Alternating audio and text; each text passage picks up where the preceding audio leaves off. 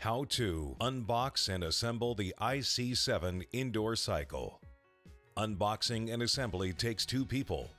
You will need one 17mm torque wrench, one 6mm ball-headed Allen key, one 3mm Allen key, one 15mm pedal wrench, and one cutting knife. Ensure you have plenty of space and light to work safely before you start. This video will demonstrate how to unbox and assemble the bike. To start, make sure the bike is in its upright position, using the bike picture on the box as reference. Now, tilt the box backwards and rest on the side marked Heavy Side. Cut the tape around the bottom of the box to release and remove the base. Tilt the box forwards until it is back in its original upright position. Now remove the box fully by lifting upwards. The IC7 is, for the most part, pre-assembled for quality assurance. Non-pre-assembled components are secured safely in the protective styrofoam case. Remove the handlebar, stabilizers, and all other parts and fixings from the front styrofoam casing. Now cut the tape connecting both sides of the front styrofoam case. Carefully tilt the box backwards to its heavy side again, this time only as far as needed to release the styrofoam case from the front of the bike. With the weight of the bike at the rear, assemble the front stabilizer using the bolts, spacer tubes, and washers provided. Ensure the bolts are tightened to 50 Nm. Proceed to tilt the bike forwards onto the front stabilizer. Next, cut the tape connecting both sides of the rear styrofoam case. Release and remove the left side styrofoam casing only. Remove the pedals and coach by color console from inside the styrofoam case. Then fully remove the case from the bike. With the weight of the bike now on the front stabilizer, assemble the rear stabilizer using the bolts, spacer tubes, and washers provided. Ensure the bolts are tightened to 50 Nm. This completes the stabilizer assembly.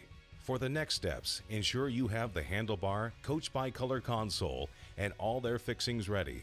Do not remove the red tape from the handlebar slider, and do not change the position of the top slider. Open the vertical handlebar adjustment lever, and with your hand under the slider, lift the post to its maximum position, then close the lever. With a diagonal action, slide the bridge of the handlebar underneath the connection point for the coach by color console. The base of the handlebar should be at the back of the slider. If correctly mounted, the holes in both the handlebar and slider will line up.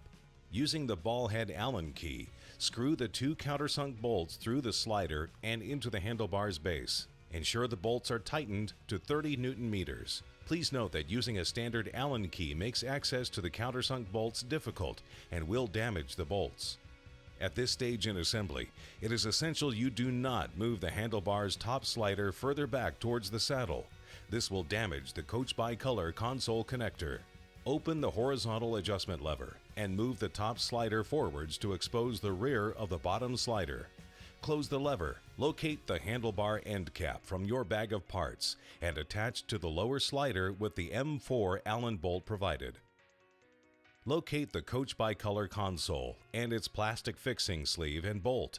Insert the fixing sleeve into the recess of the bridge. Slide the console onto the connector, gently pressing down to ensure a correct fit, and screw the bolt into the lower hole. Do not over-tighten. This completes the handlebar assembly. Next, you need to have both pedals to hand. First, identify the right and left pedal by their markings on the spindle. CMR for right and CML for left. Assemble both pedals to their correct side of the bike using a pedal wrench. Ensure the bolts are tightened to 55 Nm.